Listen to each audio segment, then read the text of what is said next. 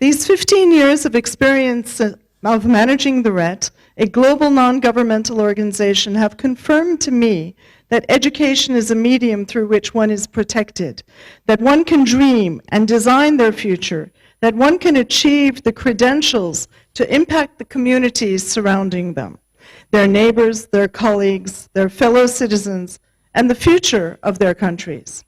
Education teaches one that one's voice matters, and that through peaceful means, one can organize, strategize, and change the living conditions to create an impact to achieve peaceful communities.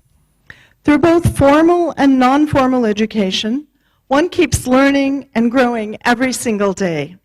I dream that perhaps my retirement in the future, I will enter a PhD program, perhaps here, and continue my formal education as well. Carefully thought through global solutions will never take hold if those on the ground do not have the skills to grasp the opportunity. Just as well, highly capable local actors will have limited impact if global solutions are not created by informed decision makers. Education is also what bridges the gap between humanitarian relief and development aid. At RET, by using education as a means of at an early stage of the crisis, we not only protect, we lay the foundations for the educational interventions of the future, which are the core of long-term sustainable development. We use education to protect and build the resilience of communities, which leads to the necessary conditions for the development policies to take hold. This vision of bridging the gaps between the humanitarian and development worlds, which we have been practicing since the year 2000, has now been recognized by the mainstream and was, for example, at the core of the discussions of the World Humanitarian Summit in 2016.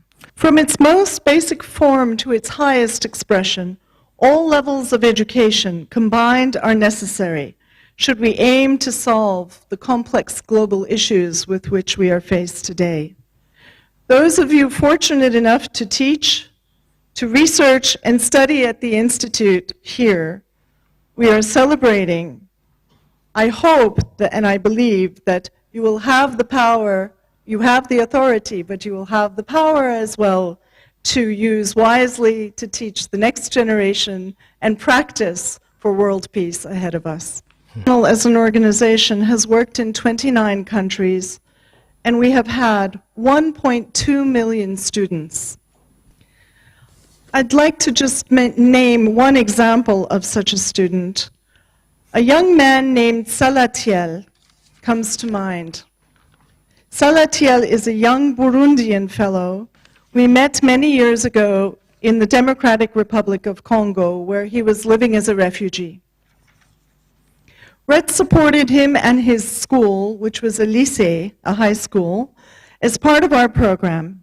And later we proposed his candidature for a scholarship for university for his bachelor's degree in Swaziland.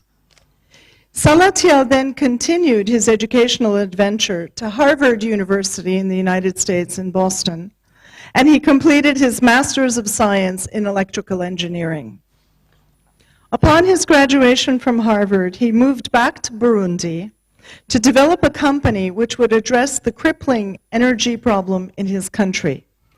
He is today one of RET's youth ambassadors and the founder of an NGO called Youth Globe.